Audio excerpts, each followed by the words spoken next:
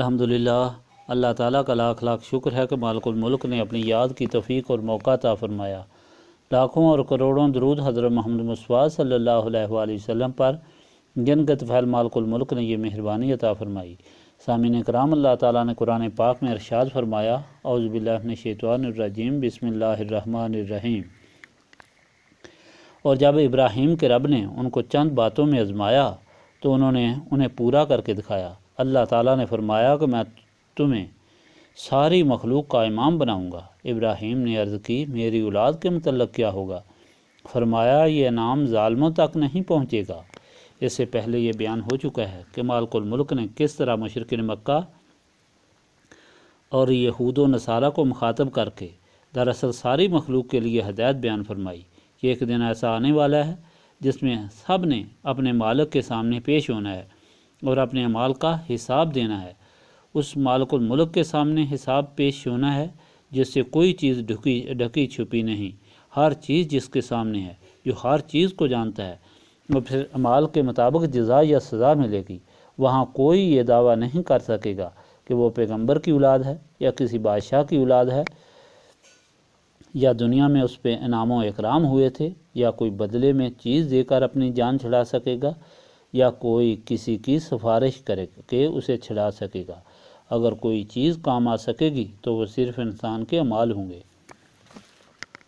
یہ ارشاد اس لیے ہوا کہ مشرکین مکہ بھی اس بات کے دعوے دار تھے کہ وہ ابراہیم کی اولاد ہیں اور کعبہ شریف کے متولی ہیں۔ ان کا خیال تھا کہ یہ بت جن کی ہم پرستش کرتے ہیں، قیامت کے دن یہ ہماری سفارش کریں گے۔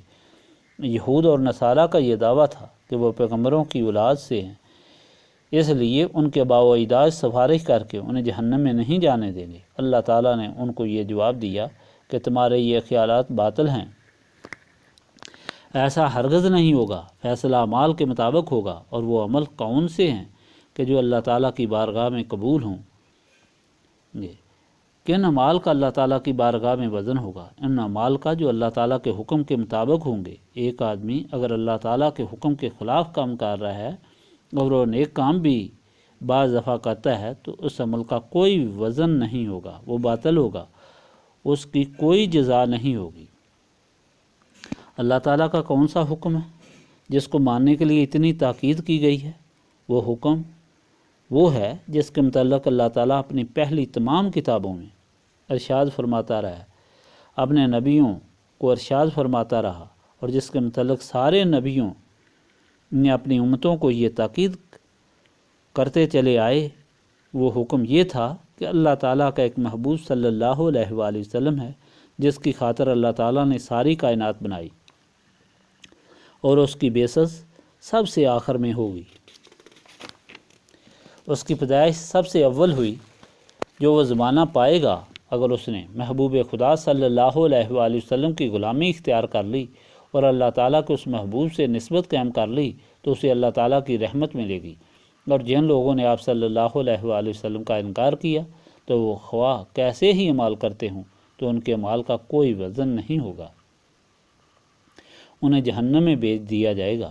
یہ بھی پہلے بیان ہو چکا ہے کہ بعض لوگ غلط فہمی کی وجہ سے یا گمراہ کرنے والوں کی وجہ سے یہ عقیدہ بھی رکھتے ہیں کہ جس طرح اللہ تعالیٰ نے فرمایا کہ اس دن کسی کی کوئی سفارش کسی کے کام نہیں آ سکے گی، تو وہ تمام سفارشوں سے بالکل انکار کرتے ہیں، یعنی کہ نبی پاک صلی اللہ علیہ وآلہ وسلم کی طرف سے جو شفاعت ہوگی اس سے بھی وہ انکار کرتے ہیں کہ حضور پاک صلی اللہ علیہ وآلہ وسلم بھی شفاعت نہیں کر سکیں گے۔ لیکن حضور پاک صلی اللہ علیہ وآلہ وسلم کی طرف سے شفاعت کیے جانے کا قرآن پاک میں کئی دفعہ ذکر آیا ہے۔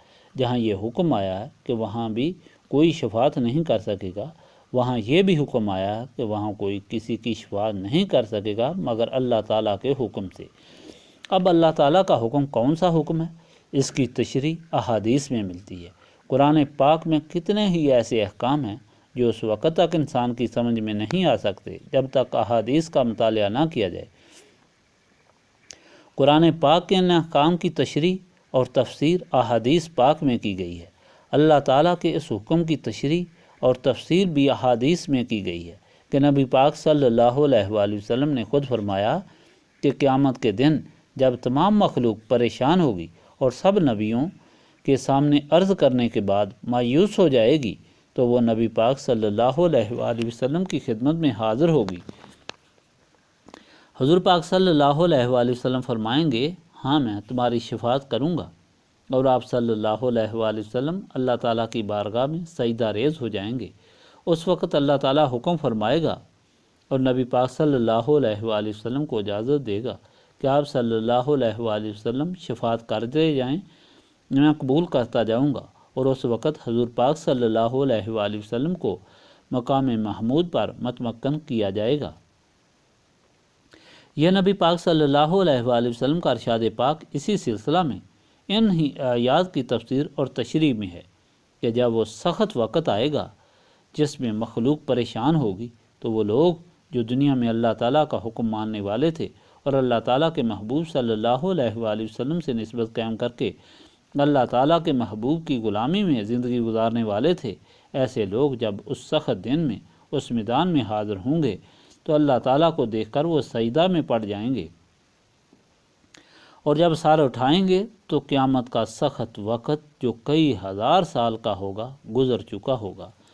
گویا یہ ثابت کیا گیا کہ نسبت رسولی صلی اللہ علیہ وآلہ وسلم ہی ایک ایسی چیز ہے جس کی وجہ سے انسان دنیا اور آخرت میں مصیبت و تکلیف سے بچ سکتا ہے اور دونوں جہانوں میں سرخرو اور سرفراز ہو سکتا ہے۔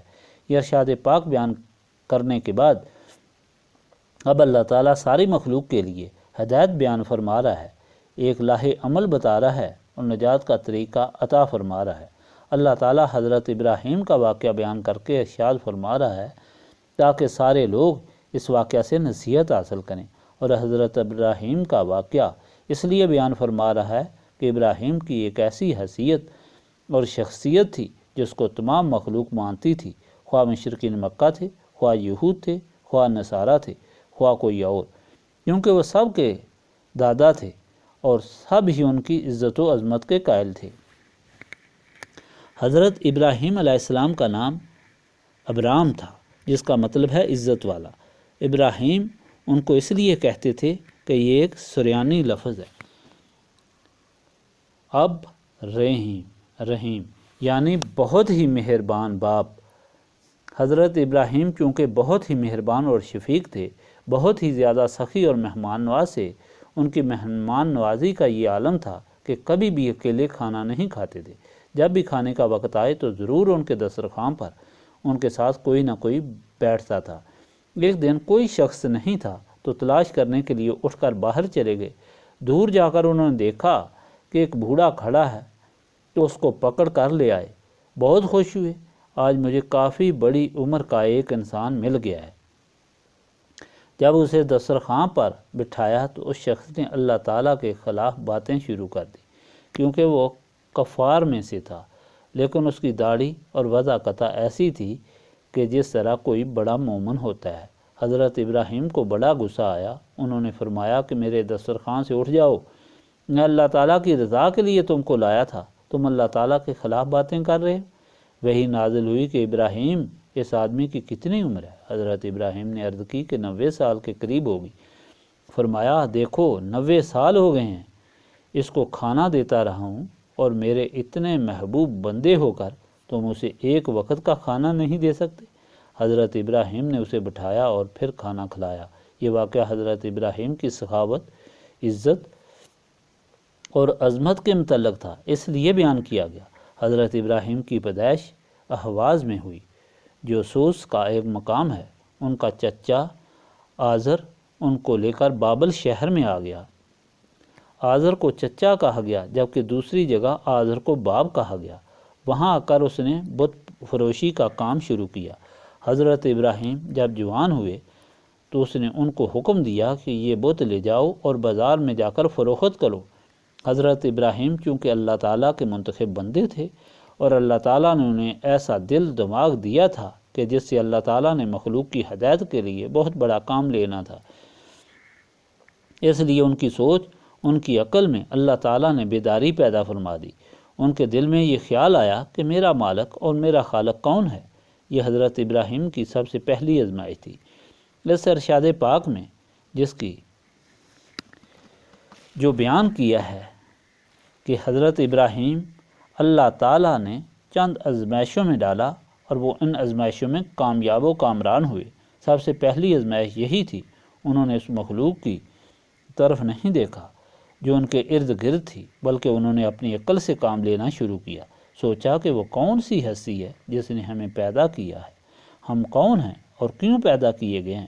انہوں نے سوچتے سوچتے رات کو ایک روشن تارا دیکھا، سوچا کہ یہ ہمارا رب ہے، یہ ہمارا خالق ہے جس کی روشنی سے لوگ مستفید ہو رہے ہیں۔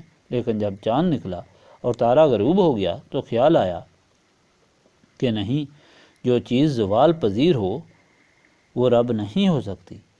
یہ جس کی روشنی اس تارے سے زیادہ ہے جو چاند ہے، یہ ہمارا رب ہوگا۔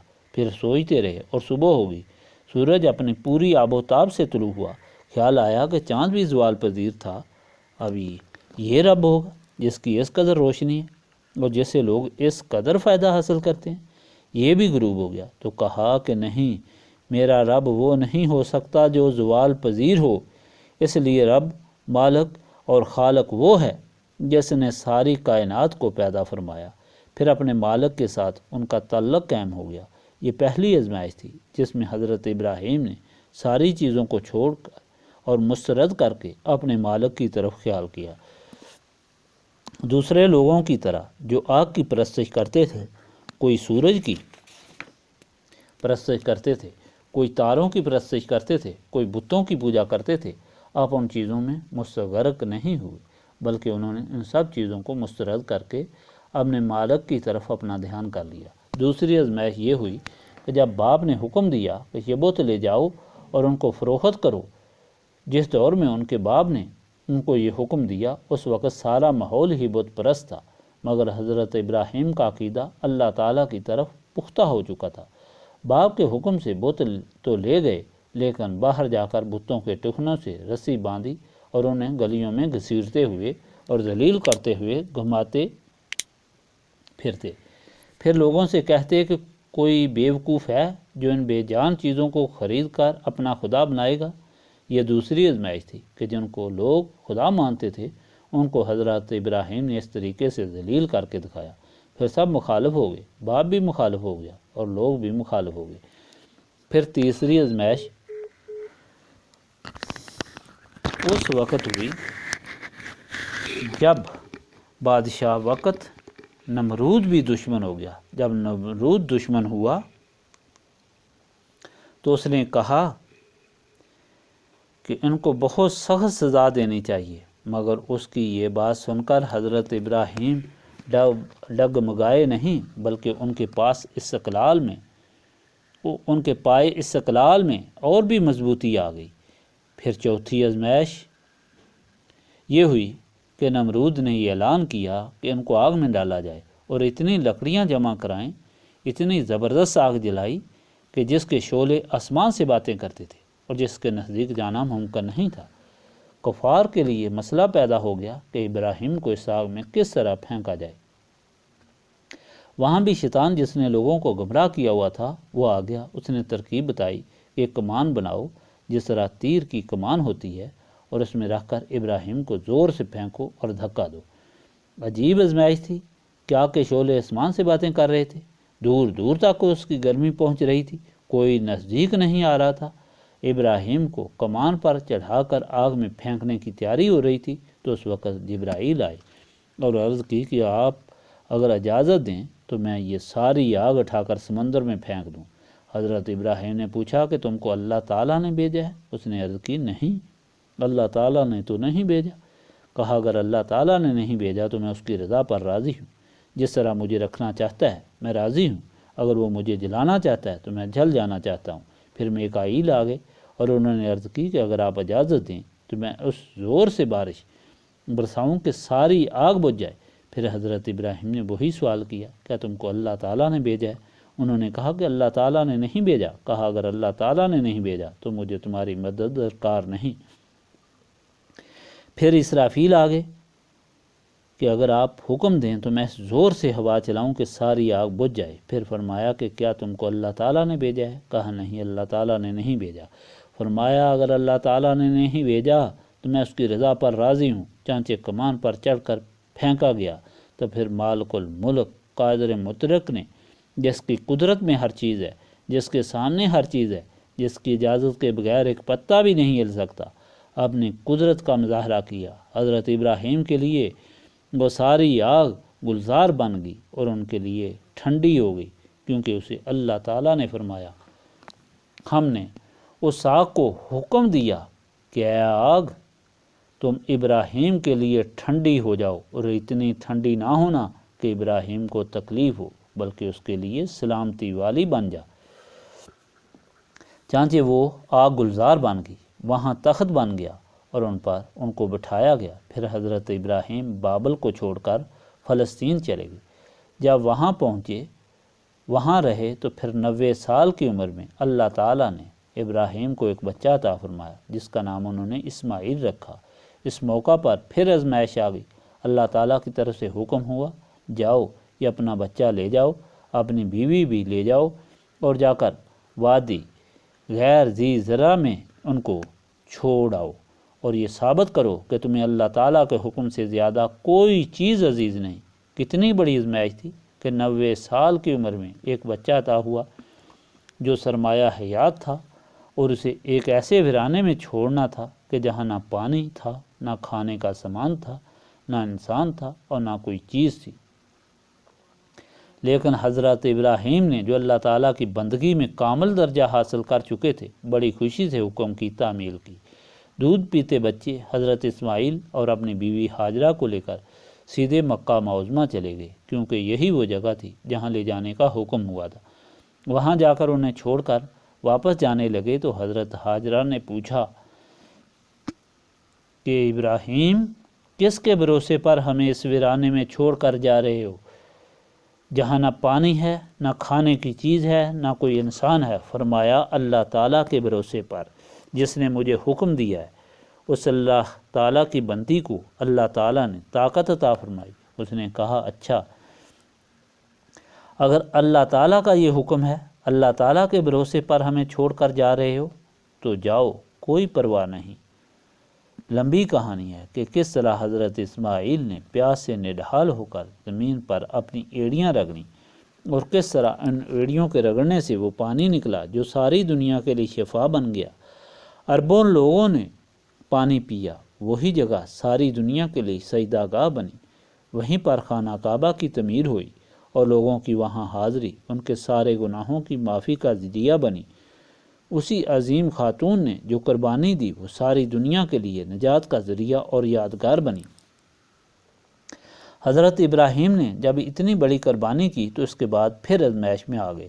حکم ہوا کہ اس بچے کو جس کو ویرانے میں چھوڑا تھا، اللہ تعالیٰ کے نام پر ذبح کرو۔ کتنی بڑی آزمائش تھی کہ پہلے اس معصوم بچے کو اس ویرانے میں چھوڑ دیا جو 90 سال کے بعد ملا۔ پھر اس سختی کے بعد وہ جب بڑا ہوا تو یہ حکم ہوا کہ اب اسے ذبح کرو، لیکن حضرت ابراہیم کے پاؤں میں ایک بال برابر بھی لغزش پیدا نہیں ہوئی، آپ کے قدم نہیں ڈگمگائے، اور آپ کو اللہ تعالیٰ نے استقامت عطا فرمائی۔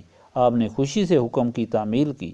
آپ وہاں گئے اور جا کر بچے کو کہا، اللہ تعالیٰ نے حکم فرمایا ہے کہ میں تم کو ذبح کروں۔ بچے نے یہ نہیں کہا کہ باپ، تم تو یہاں ویرانے میں چھوڑ کر چلے گئے تھے، تم نے ہماری کون سی پرورش کی ہے؟ ہم پر کیا مہربانی کی ہے کہ اب ذبح کرنے کے لیے بھی آ گئے ہو؟ بچے نے کمال اطاعت کا مظاہرہ کیا اور اپنے عمل سے ثابت کیا کہ اللہ تعالیٰ کے بندے اس طرح آزمائش میں پورے اترتے ہیں۔ انہوں نے عرض کی، ابا جان، اگر آپ کو اللہ تعالیٰ نے حکم دیا ہے تو فوراً اس پر عمل کریں، کہیں دیر نہ ہو جائے۔ آپ اپنی آنکھوں پر پٹی باندھ لیں کہ آخری وقت میں مجھے دیکھ کر آپ کو رحم یا ترس نہ آ جائے، اور اللہ تعالیٰ کے حکم کی تعمیل میں تھوڑی سی دیر یا لغزش بھی نہ ہو۔ حضرت ابراہیم نے اپنی آنکھوں پر پٹی باندھی کہ کہیں بچے کا خون نکلتا دیکھ کر یا اس کی عاجزی دیکھ کر مجھے ترس نہ آ جائے۔ چھری لے کر بچے کو ذبح کرنے لگے تو اللہ تعالیٰ نے اس کی جگہ جنت سے ایک مینڈا بھیجا جو ذبح ہو گیا۔ آنکھیں کھول کر دیکھا تو اسماعیل سلامت تھے۔ اس طرح اس آزمائش میں بھی آپ پورے اترے۔ اس وقت حکم فرمایا کہ اب یہاں میرا گھر بناؤ جو ساری مخلوق کے لیے قبلہ ہوگا۔ تمہاری اور تمہاری اولاد کی سنت اور عمل ساری مخلوق کے لیے یادگار رہے گا، اور اس پر جو عمل کرے گا وہ میرا بندہ ہوگا، اس کے میں سارے گناہ معاف کر دوں گا۔ جس جگہ تم ٹھہرو گے، جہاں کھڑے ہو کر تم کعبہ بناؤ گے، اس قدم گاہ کو ساری مخلوق کے لیے سجدہ گاہ بناؤں گا کہ سب لوگ وہاں جا کر سجدہ کریں گے تو میں ان کا حج قبول کروں گا۔ اللہ تعالیٰ جو یہاں ارشاد فرما رہا ہے اسی طریق کو ساری مخلوق کے لیے دہرا رہا ہے۔ یہ نصیحت اور ہدایت فرما رہا ہے کہ لوگوں، مغالطے میں مت رہو کہ تمہارا باپ دادا کوئی بزرگ تھا یا کوئی بڑا تھا یا کسی نے کوئی اچھائی کی تھی اور تم جو مرضی ہے کرتے رہو، عیش و عشرت میں رہو، فسق و فجور میں رہو، اللہ تعالیٰ سے غافل رہو، حکم خداوندی سے غافل رہو، اور اپنے کسی عمل پر اتنے مغرور ہو جاؤ کہ تم سمجھو کہ تم جنت میں جاؤ گے۔ نہیں، جس ابراہیم کو تم سب جانتے ہو، جو اللہ تعالیٰ کا اتنا خاص بندہ تھا، اسے بھی یہ عزت اور عظمت اس لیے ملی کہ اسے آزمائش کے دور سے گزرنا پڑا تھا، ایسی آزمائشوں میں سے گزرنا پڑا تھا کہ عام انسانوں کے لیے ایسی آزمائشوں پر پورا اترنا ناممکن ہے۔ جس نے اس اللہ تعالیٰ کے بندے کو عزت اور عظمت ملی، اتنی ہی بڑی ان کے لیے آزمائشیں بھی رکھی گئیں۔ یاد رکھو، دنیا میں کوئی شخص ایسا نہیں جو آزمائشوں کے بغیر کسی اعلیٰ مقام پر پہنچا ہو۔